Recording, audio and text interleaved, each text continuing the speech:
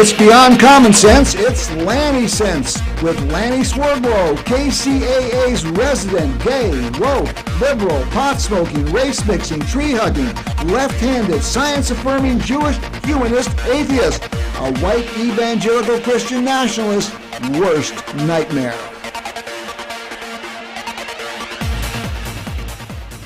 Hey, welcome to Lanny Sense and our great show here on Tuesday, January 21st, a day after the Day of Infamy, when Donald Trump, sexual predator, pussy-grabbing sexual predator, 32 count convicted felon, authoritarian, go on and on and on, is now the President of the United States. That is a day that will live in infamy. And I'm sure this country is going to come to regret it. Hey, thank you very much. Hey, Eric, can you hear me? Are the phone lines working? Yeah, Lanny, the phone lines are up. Well, I hope is Linda Salas called in yet? No, we haven't had any callers yet. I'll keep an eye out for that and let you know. She's trying to call in, 909-383-1000. That is our phone number. And she said she's tried to call in, but it's not working right. So we'll see if we can get her to call in. But anyway, listen, I want to thank Howard and Kathy Katz for allowing me to invade their privacy and come into their home to do this show. Because where I live, there is no power. We've had no power for 24 hours. And it's because of the high winds. And Southern California Edison turns off all our power in order to make sure that one of their lines doesn't come crashing down and set the forest on fire, and people become homeless and they get sued for billions of dollars. So, and we've been off for 24 hours, so I can't do the show there. So I had to come over to the home of Kathy Katz. And if you're watching this show, not just listening, you can see behind me Howard Katz's wonderful small car collection that he has here. Anyway, so I'm really grateful to Howard and Kathy Katz. You know what's interesting? Because, we've been in the dark for 24 hours. And so I asked Victor's, my spouse, who I grew up with, who I've been living with for the last 30 some odd years. And he is Native American, was Native Canadian, and he grew up on a reservation in which he lived in abject poverty. That's how to describe it, in a one-room, not a log cabin. It was just with boards and stuff. They had no running water. No electricity. And so I asked him, well, what did you do at night? You didn't have lights. What did you do at night? Well, they would sit around, the family would sit around the fireplace. And grandma would tell stories about the old days. And, this kind of sharing doesn't go on anymore. Families don't sit around the fireplace and chit chat and talk about things in the history and this kind of stuff for kids to learn from. And it used to be that way. And then, they sat around the radio, and that wasn't the same thing. And it got even worse with the television set, of course. And now everybody has their own TV sets, and they have their cell phones and looking at the screens and stuff. But light is a wonderful thing, but in a way, the light bulb has kind of shattered a way of traditions and knowledge being passed on through families' generations, where in the evening, when they didn't have lights, they would sit around a fireplace and talk. Well, about that. Well, one of the first things Donald Trump did was to pull the United States out of the Paris Climate Agreement. Pull it out again. And unfortunately, the United States is such a big player in this thing that it's just going to disrupt any chance of really making. We're missing all the goals we're trying to get to avert these climate catastrophe that is befalling us right now, and we're only going to get worse. And with the United States pulling out of it, I don't know what's going to happen. People are going to say, why bother? And I'm 78 years old. Climate change is not going to really affect me.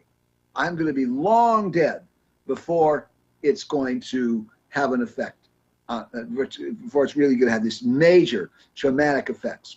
But you know who is going to be affected? Young people, people in their 20s and 30s. And what was interesting is who voted for Trump. Now, I don't believe that a lot of young women voted for Trump. But what I read so much of was that young men voted for Trump. And why did they vote for Trump? Well, one of the things I read about, they wanted cheaper gas. They wanted cheap gas so they could drive around.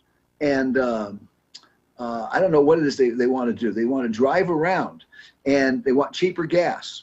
And they also wanted an alpha male. An alpha male, and Trump is seen as an alpha male. And of course, what does that mean? Well, they're not alpha males. You know, in a wolf pack, there's the alpha male, right?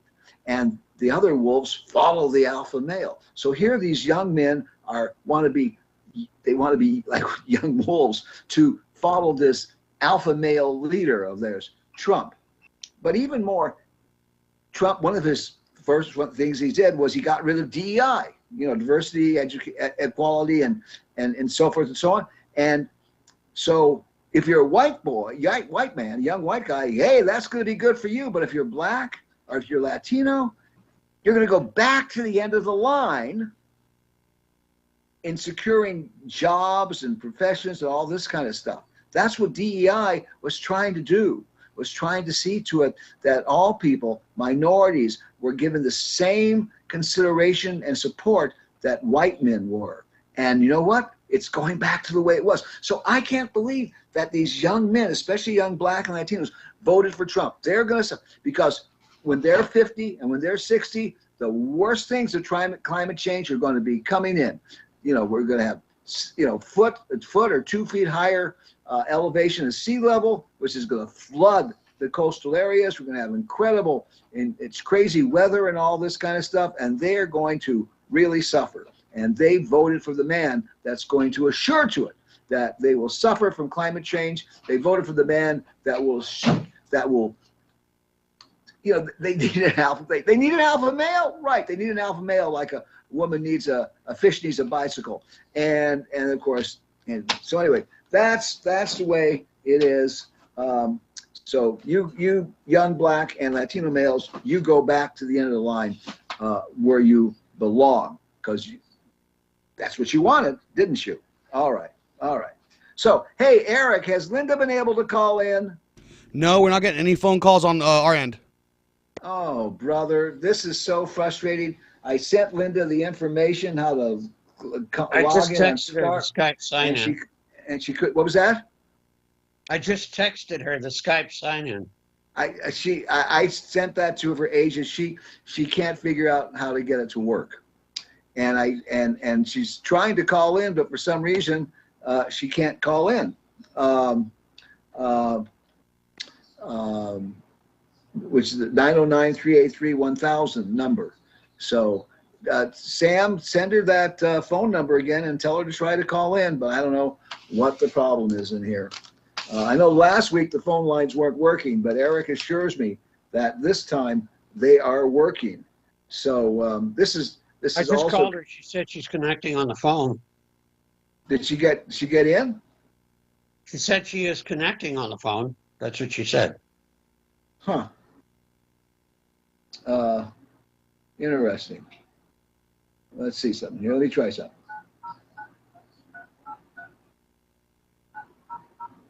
All right. I am calling KCA Radio at 909-383-9000, and let's see if we're hearing anything. Hi, Eric. We're sorry. You have reached a number that has been disconnected or is no longer in service. I have reached a number that has been recording in error. 909-383-9000 has been disconnected or no longer in service. Well, Sam, I think we're going to be talking without Linda tonight because 383-9000 has been disconnected. But all right. Well, let's talk, Sam. Hey, listen, somebody else maybe might try to get in. If you'll try calling 909-383-1000. And let me try 909-38. What was that? I just called 909-383-1000. Let's see what happens here. This is getting very exciting. Hello? Lanny, Yes? shall I share my new perspective on Donald Trump? Hey, yeah, let's go. It's obviously not working. I am sorry. You can try calling in. I'm sure Eric is working very hard to get the phone lines working. But right now, apparently, they're not. Okay, you were commenting to me, and I found it very, very interesting. You said one of your favorite shows of all time has been All in the Family, and Yeah. you were listening to the theme song, and you said the theme song was perfectly description They of play Donald Trump. Why don't you kind of show us, tell us about it? I have Spectrum, and they play reruns on a channel called Catchy Comedy. And so I was listening to it about an hour and a half ago, and the lyrics of the opening song struck a chord with me. And it says, the lyrics say, boy, the way Green Miller played, songs that made the hit parade, guys like me, we had it made. Those were the days. Didn't need no welfare state. Everybody pulled his weight. GR Old LaSalle ran great. Those were the days. And you knew who you were then, because girls were girls and men were men. Mister, we could use a man like Herbert Hoover again. Donald Trump is Herbert Hoover all over again. People seem to be content. $50 paid the rent. Freaks were in a circus tent. Those were the days. Take a little Sunday spin, go to watch the Dodgers win, have yourself a dandy day that cost you under a fin. Hair was short and skirts were long. Kate Smith really sold a song. I don't know what just went wrong. Those were the days. And listening to that, it struck a chord with me, and I realized Donald Trump is Archie Miller on steroids. Yeah. Go back and watch. Watch the old reruns of All in the Family from the 60s and 70s. And those words coming out of Archie's mouth are exactly what Trump says on steroids. Well, a lot of what the GOP wants is to return to the 50s, except they don't want the unions that were in the 50s. And it was the unions, of course, that made it feasible. About 1/3 of the workforce was unionized. And it was the unions that made it feasible that one person, one man, could support a family, a wife and 2 kids or 3 kids, and have a home on a job. And well, the only thing I disagree with you on, Lanny, is that you said that's what the GOP wants. Yeah. And I don't. They don't want unions, though. Lanny, back in the days when unions were forming, the Republicans were the party for them and the Democrats were against them. We're talking about the 1920s, 1930s. Yeah, way back then. I'm talking about the 50s. Well, everything changed with Reagan. Yeah, you're right. Absolutely correct. Absolutely correct. And but even today, Lanny, the legitimate Republicans, I call legitimate meaning people who have real values, real ethics. The ones that Donald Trump hates, the ones that he displaced. You know, the people who support Donald Trump are just gangsters. I mean, no Republican president, not even Richard Nixon, would have ever pardoned all those January 6 rioters. No Republican president in history would have ever pardoned those rioters. I wonder if Nixon, if he didn't resign, would have pardoned the Watergate burglars. The pardon what? The Watergate burglars. The people that broke into the Watergate. Exactly. He didn't pardon them. Well, because he resigned. They say he did not arrange a pardon from Ford, but I think it was wink, wink that he knew Ford would pardon him. And Ford paid for it. That's why Ford lost his reelection. A few other reasons, but the big one was Nixon. Even the Republicans, keep in mind, Jimmy Carter beat the hell out of Ford because a lot of Republicans voted for him against Ford and against Nixon. Those legitimate Republicans, Goldwater and the other senators who walked into the White House and convinced Nixon that he had to resign, those were legitimate GOP. I mean, Yes. even up to the point of George W. Bush could be considered legitimate GOP. He didn't attend the inauguration. He didn't want anything to do with Trump. Yeah, I'm not arguing that. No legitimate Republican. The GOP is not the way. Still alive wants anything to do with Trump. This is not the GOP of 40 years ago. I'm not arguing for the GOP. Yeah, I'm saying that Trump is led by a bunch of idiots. You see, those oligarchs who are sitting there, they own all of social media, and social media owns all the minds of the recent generations. I don't think they're idiots. I think they're unscrupulous, authoritarian oligarchs that believe everything should come to them and nobody else. They're not idiots. They didn't get to where they are because they're idiots. They got to where they are because they're self-centered, selfish, authoritarian that want power and as much money as they possibly can. And if that means screwing everybody else, that's the way it will be. I think that maybe if you, I either said it wrong or you heard me wrong. I'm talking about the younger generations, the idiots who stay on their phones all the time. The only place they get any information from is social media. Well, that's what I was talking about at the beginning of the show, the young men who voted for Trump. Right. It's totally right. Against. But here, I would say, like I said, if they're concerned about climate change and having a decent life in 2050 and 2060, we've got to take climate change seriously. But they don't. They consider cheap gasoline to be more important than having a decent life in the 50s and 2050, exactly. 2060. Because it's just like people today voted for Trump because they wanted cheaper eggs, and Trump promised. We survived, and they aren't taught it in histoy. Many of them don't even believe that it's true. They don't want to believe it. That climate change is true? You know why? Because it's too much heavy lifting between the ears. Oh, listen, climate change is going to require major changes in our lifestyle. There's no doubt about it. And these people don't want to make those changes. But come 2050, 2060, they're going to be really sorry they didn't make these changes. Really sorry. But it's not only just that. There's a parallel in history, and that was the robber barons. They got that name because of the really richest men on railroads and iron and such back in the 1880s. And it wasn't until Teddy Roosevelt, who was a radical progressive, but he was a registered Republican because in those days Republicans were progressives. Democrats were for big business. Republicans were for little business back in those days. And Teddy Roosevelt busted the trusts. And there was a tremendous progressive era from about 1890 to about 1910. And that changed America. That created a foundation for the unions. It developed the middle class. But it took busting up the trusts. It took busting up these huge conglomerates that were monopolies that were owned by Rockefeller and Fremont and the men who had control of the economic progress in the nation. Right, and that was an era just like now.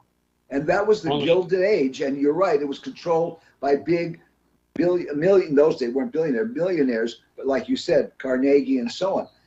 We're doing the same thing now. It's being controlled by the big tech moguls for this time, like Bezos and Musk and so on. But really, they are making the people from the Gilded Age, people like Carnegie and Rockefeller, almost look like pikers compared to what they have amassed and what they are doing. In retrospect, in an economic relativity, Rockefeller and the railroad barons had about as much wealth in relativity relative to the middle class and poor as do the ones now. But the difference is, to me, Lanny, the difference is those men were actually producing something. They were producing railroads and iron and buildings and stuff. These oligarchs don't produce anything except airwaves. It's all on the web. I mean, Amazon. Well, it's Does Amazon actually produce anything? They're just a reseller. they provide information, and this is the information age, and Yeah. that's what sells information. People want, that's and of course, But look what, what what Bezos, good is what information did if you can't do Bezos do with something with it? Amazon? Amazon is a seller of stuff that's produced by other people. And it's a distribution system, and he's made his money not producing anything. Yeah, but what does He's made his Zuckerberg money do? distributing stuff that other people have made. But what does Zuckerberg doesn't produce a goddamn thing. He's got all these younger generations hooked with Facebook. I have a Facebook page. Everyone has one because that's like a common platform of branding. That's all. But he makes his money selling your information. That's how he gets people to run ads on there, and he can channel ads. They get your personal information, and they can channel ads. So he's selling information. He's not producing any goods. The same thing with Bezos. He is not producing any goods. He is distributing other people's goods. Now, Musk, on the other hand, is producing automobiles. Musk, on the other hand, is producing rockets that take things into outer space. So in a sense, he's kind of like the Gilded Age people, Rockefellers, where they're actually producing something. But Bezos and the other Zuckerberg and all those other billionaires out of the information aren't producing anything. No, they're not. Right. So back in the days of Teddy Roosevelt, I remember reading where when he was chosen as vice president, it was done to co-opt the liberal progressives, because at that time, the Republicans were slowly being bought out by big business, big money. And there was a comment, well-known comment in history about Teddy Roosevelt. One of the oligarchs at the time said the only problem he had with the election was that Roosevelt was one heartbeat away from the presidency. And of course, that president was assassinated, and Roosevelt became president. But that's what it's going to take. He broke up the trust with taxes, not lawsuits, with taxes. And I want to remind the world that back in the era of Eisenhower, we had a tax bracket of 92%. that's right. At a certain point, if you earned a certain amount of money in a year, you paid 92% taxes. You got to keep 8% of that money. Now, the rollback really began with Kennedy, John Kennedy, because he was a rich man, and he made one of the biggest tax cuts on that top level.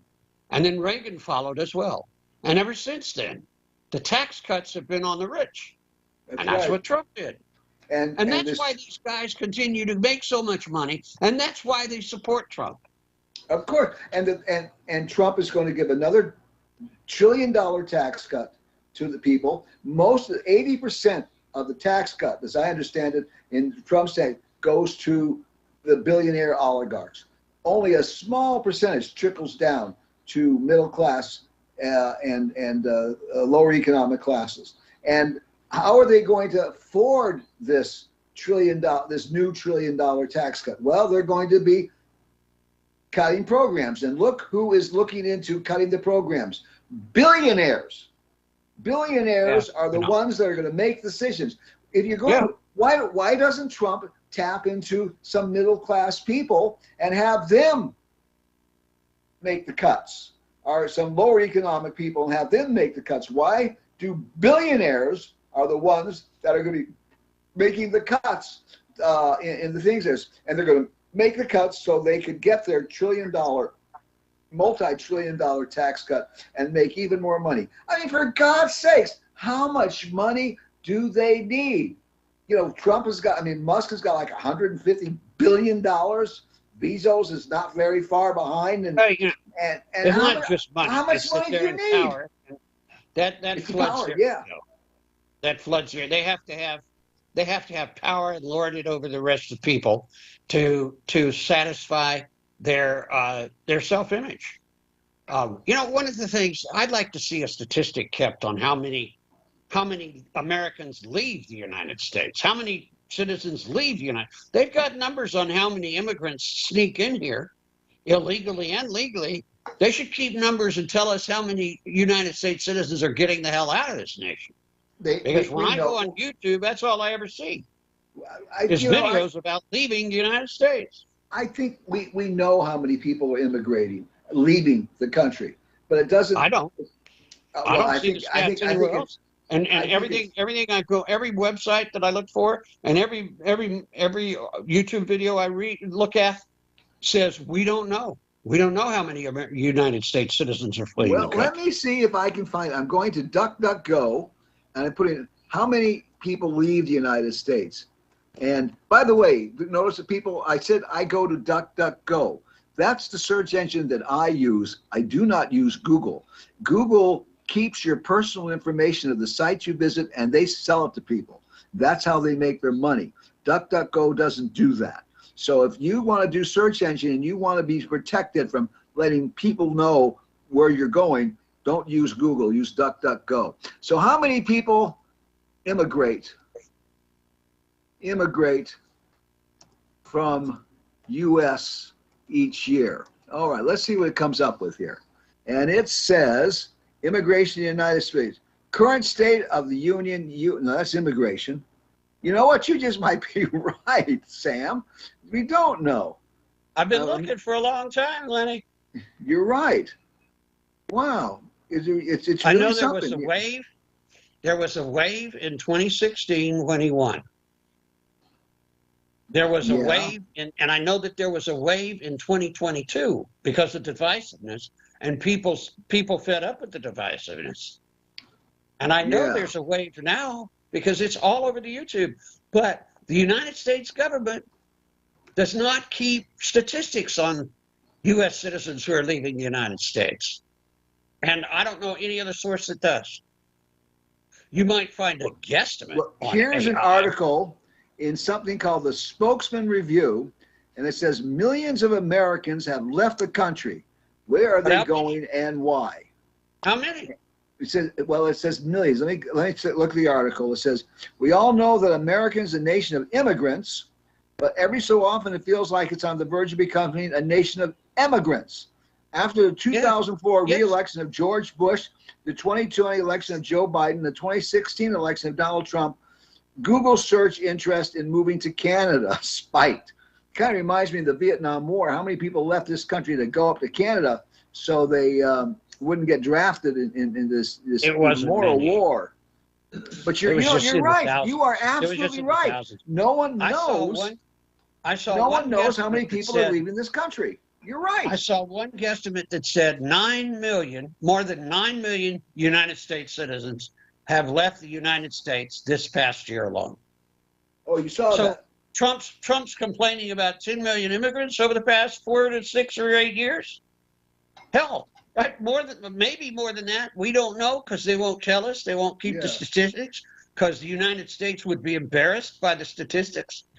My guesstimate is that more than at least 10 million, maybe 20 or 30 million have left the United States over the past couple of years. And I have a hunch that those people leaving the United States are the more of the skilled workforce than unskilled workforce people. The people in the engineers and the scientists and all this kind of stuff. I bet you they're a higher percentage leaving than, let's say, people who work in McDonald's leaving. Many of them are, but the two biggest reasons for leaving are political divisiveness and the economy. Yeah. Very skilled workers and people who put their whole lives in then lose their pension and have to keep working, and they have one big health disaster, and it drives them to bankruptcy. They maintain the same amount of income, they move overseas, and all of a sudden they could save all that extra money. Plus, They have excellent health care in all kinds of countries. Do I need to list them? I'll tell you this much. Every single country in South America has a better health care system than the United States. Colombia, the poorest Latin American country from Mexico to Argentina, Colombia has a better health care system for all of its people than the United States. And of course, all the Western European countries have better healthcare systems. People live longer in those countries. People are healthier in those countries because when they need healthcare, they can get it. Here in this country, millions and millions and millions of people can't get the healthcare they need. Yeah, so you're sure. absolutely right. But what I'm saying is, we don't know, and who can believe the stats that the census has come up with? I mean, we're 5 years away from another census.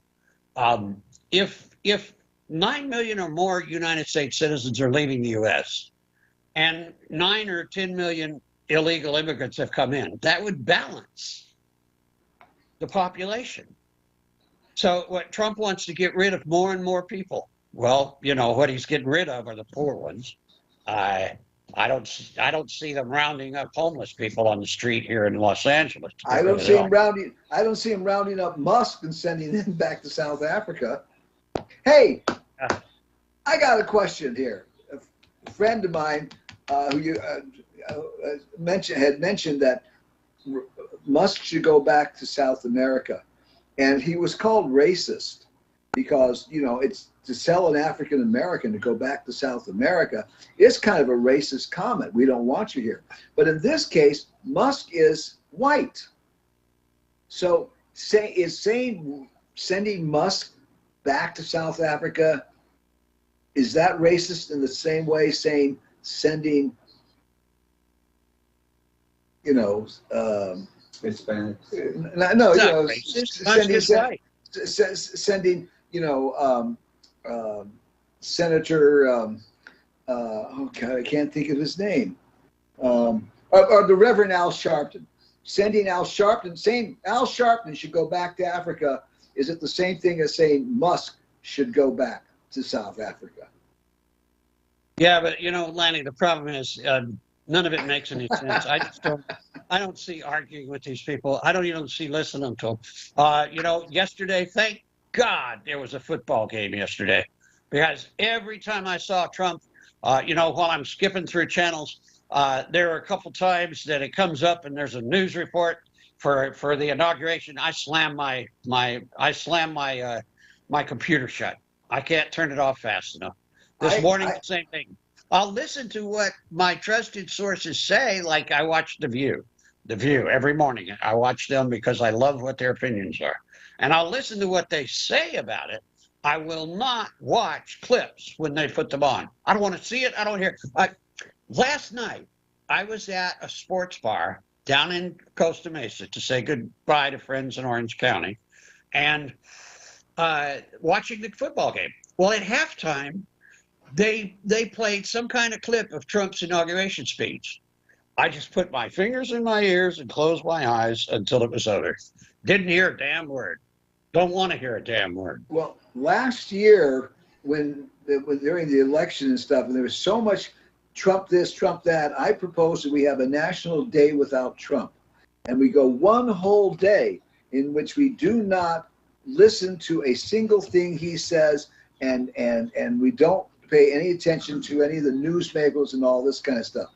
But it's almost impossible. This guy, they talked about the reason he won the 2016 election is because the news media was so fascinated with him that he got billions and billions of dollars of free advertising, which Hillary Clinton did not get. He was always in the news, and Hillary Clinton was just, oh, well, she's just some woman. And Trump gets people to read our newspapers, and that helps us get more advertising and all this kind of stuff. And he's it's absolutely insanity how this going. And now he's, of course, president of the United States again, and beating a very competent person, Kamala Harris. Right. She couldn't get the publicity that he got. I hear you, Lanny, but the Republicans, we knew what to expect from Trump all along.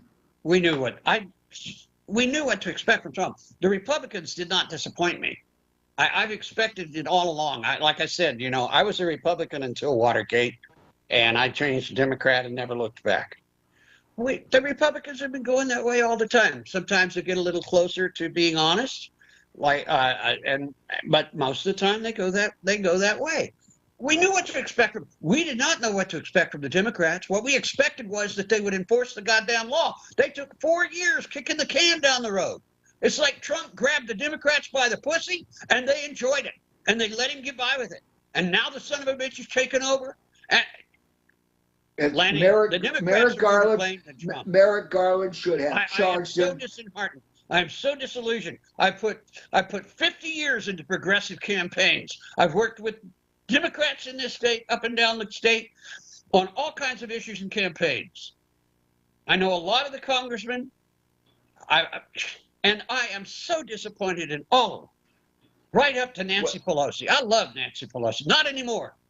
She and everyone else let Trump get by with what he did. For the last 4 years, they did nothing but grandstanding, and it means nothing now. Well, the problem is, if the law doesn't apply to Trump and he ends up a felon and in the White House, which is a violation of the Constitution, the law doesn't apply to anybody. The United States is a lawless society because they do not enforce the laws. The question is, why did Trump not get indicted within 1 year of what happened on January 6th? And he just ended. And you're right. The Democrats let him get away with it. They let him get away with it. The only color that matters in court is green, because Trump had the money to hire attorneys to snivel it. Look, they go into the private life of the DA in Atlanta, and discount her because she had a little affair on the side. How many affairs on the side has Trump had? There's no justice, Lanny. There is no justice, no justice for all in the United States. The Pledge of Allegiance is not just a lie. It's a programmed propaganda. We program each other and we program our children to say, with liberty and justice for all. It's a fucking lie. The only thing that counts in court is green, and Trump had enough green to get by with everything. Now he's going to get by. You remember what he said? I could shoot somebody in the middle of Fifth Avenue and get by with it. Now he can actually get by with it. And I think he will. And I think that what we're headed for is a hot civil war that'll break out as early as the summer. I don't think there's going to be a civil war. And the reason I say that is because if anybody's protest what he's going to be doing, there's going to send out the National Guard, they're going to send out the Marines, and they're going to arrest anybody, any protest. And that's why I'm kind of disappointed that Linda couldn't be here on the show tonight, because one of the things she was going to talk about was how to defeat facial recognition so you don't lose. When you go out and protest, they can't identify who you are, because I think this is what happened. You go out and protest and have all this new facial recognition stuff, they can find out who you are, and then they could send the police after you. And the police are in Trump's pocket. Every police union in the United States endorsed Donald Trump, and they will do whatever he says. And he says, you go out and you arrest the citizens in your jurisdiction if they do anything against, and they'll do it. They're going to do it. People are going to be afraid to protest. And do you think that moderate and liberal citizens of the United States who have guns at home are going to tolerate that? I don't. No. I go back to, Richard Nixon, in the last week of Richard Nixon's presidency, before he resigned, before he announced his resignation, he wanted to declare martial law.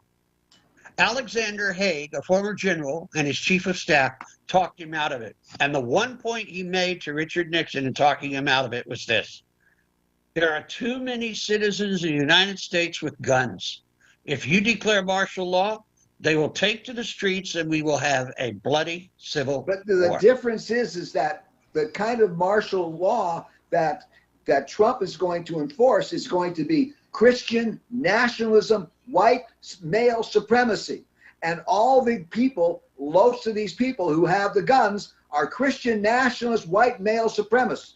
And so they are not going to sit there and be upset about the fact that Trump is sending people out to go after lower income people, they're going after people who are progressives and this kind of stuff. They're going to be supporting that. And unfortunately, people like me, well, maybe you do, people like me, we don't have guns. And I'm not going to go, and I'm not about to go out and buy a gun because I feel that, oh, I'm going to have to sit there and defend myself against these people. I detest guns. I don't think, I think the Second Amendment has been totally misinterpreted. People don't have the right to have guns, and they have the right to have a gun if they're in a well-regulated militia. And that's the only time they have a right to have a gun. And Lanny, I have to disagree with one word you said, and that's most of the people who own guns. Most, okay? The difference is these right-wing Christian fundamentalists, they open carry. They want to open carry. They brandish their guns. Well, Lanny, that actually makes them a target because the people I'm talking about do not. You see, you don't. When you register a gun or you buy a gun, you don't have to declare what party you're with. You don't have to say what your politics are. There's a totally different set of requirements that you have to meet. Do you think that most progressives the real gun owners are quiet about it, especially the Democrats? Wait a minute, Sam. Do you I've believe had a that loaded handgun almost all my adult life, Lanny, and Sam, I've never had to use Sam, do you believe that most progressives own guns? I'm going to tell. Hey, listen. Do you think Antifa? Do you think Earth First? You think Greenpeace? You think all these progressive people own guns in the same numbers that the people who are the right Christian nationalists and the right-wing people are the guns too? Do you think an organization that will put its body in the way of a harpoon for a whale is not willing to have a gun when they come home? I don't remember reading about Greenpeace shooting people up with their guns. They get death threats just like me. Yes, Lanny. The real gun owners are the quiet ones who never let you know. I don't know, Lanny. Because Sam, you are saying other Democrats will come to me and tell me that they have guns too, but they do it in a whisper. They're not going to tell you. They're not going to tell the public that they have a gun because it's not politically correct for us liberals to have guns. Sam, are you saying that when Trump declares martial law and sends the police officers after the people, that all these people are going to come out with their guns and shoot the police? I am saying that, Lenny.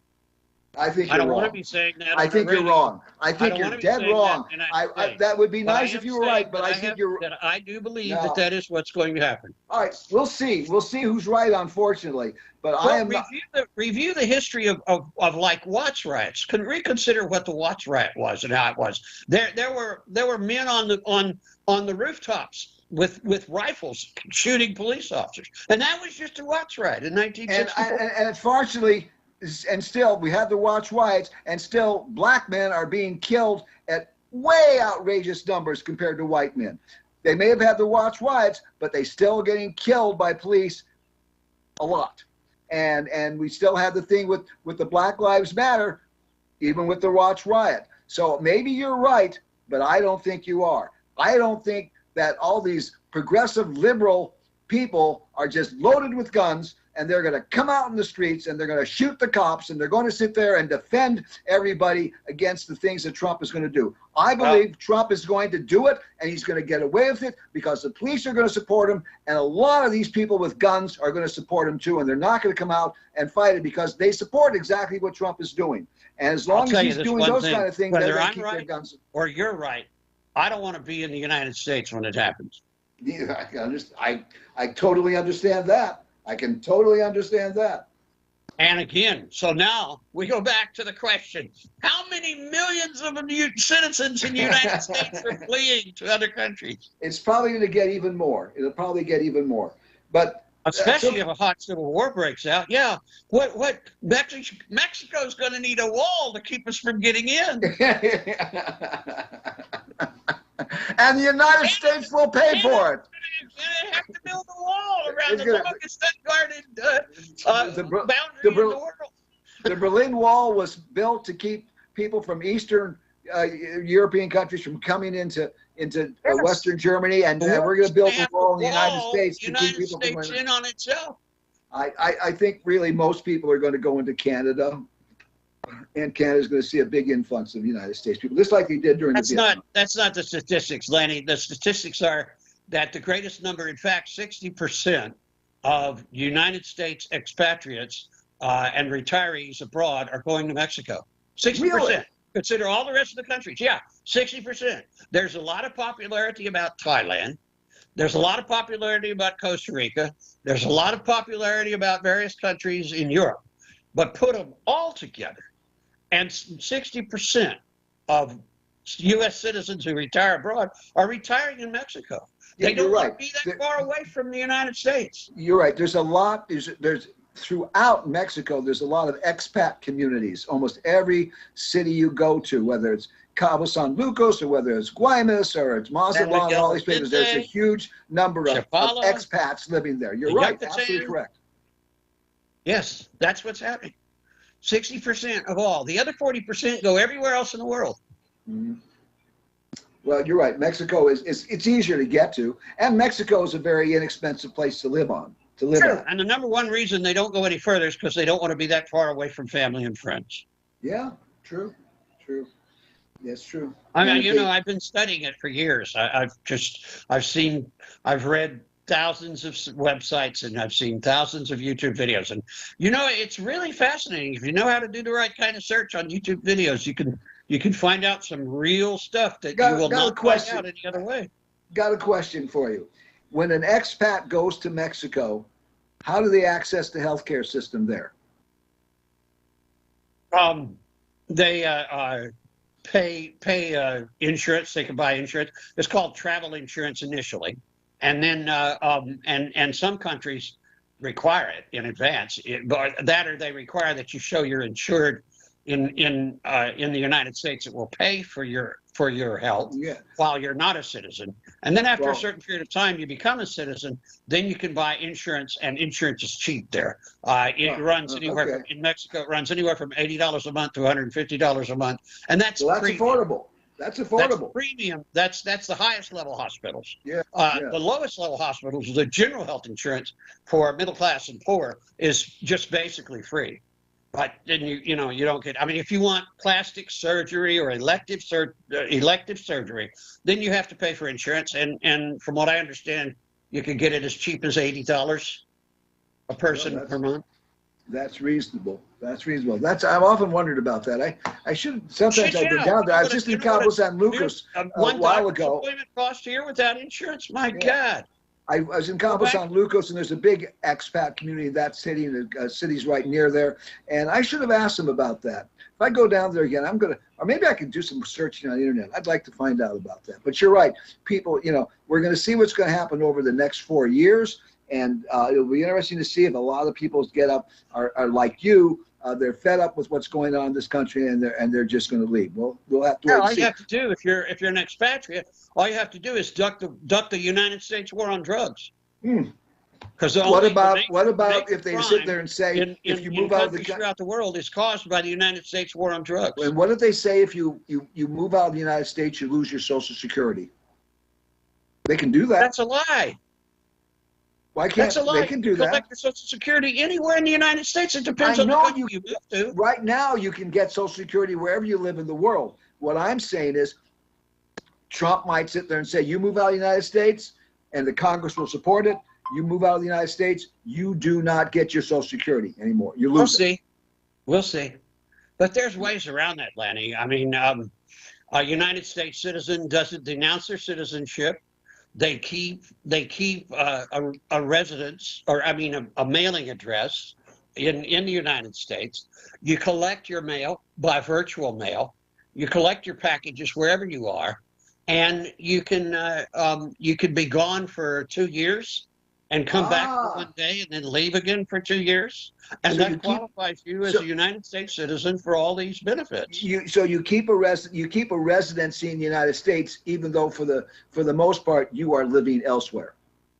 Interesting. Yeah. That's interesting. I'll bet you that's what a lot of them do. I bet you a lot of them, because I've seen this. I've seen these things on ads. They give you an address here in the United States. So you can use that address and then they'll forward you your mail, and they'll forward you packages and all that. You're absolutely right. You're absolutely right. And how is I it? can keep my Kaiser Permanente insurance here.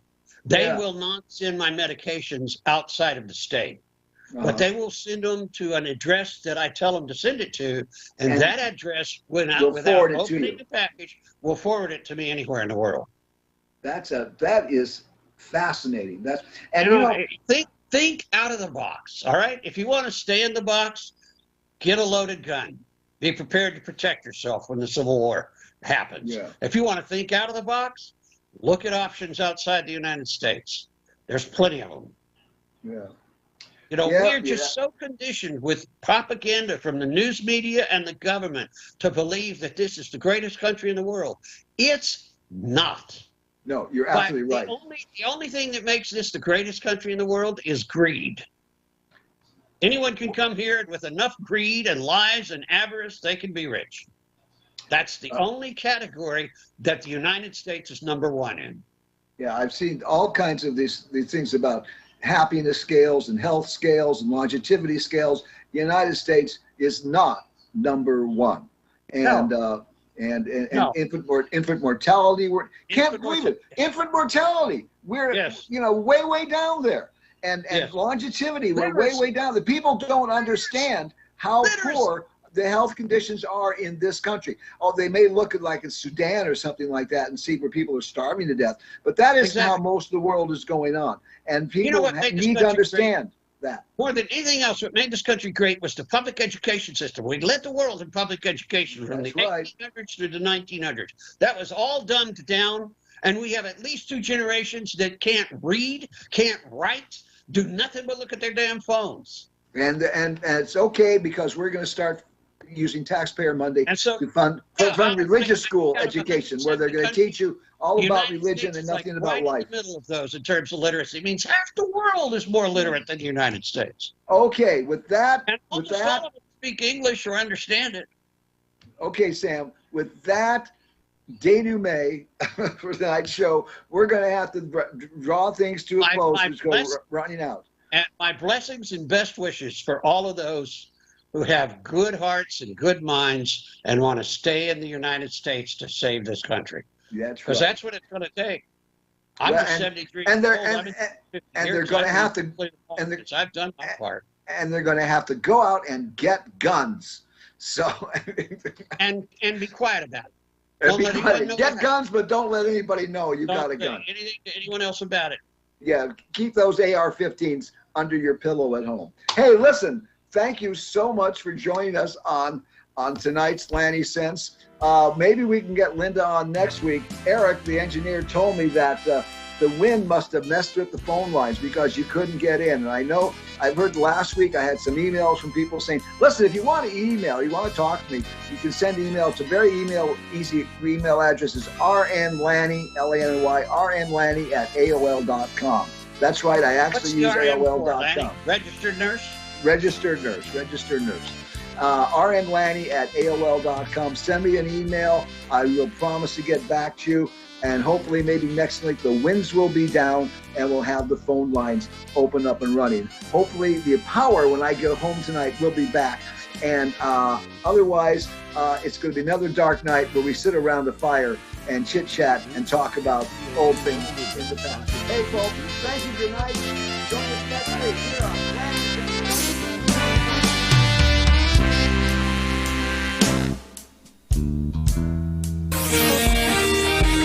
NBC News on KCAA Loma Linda.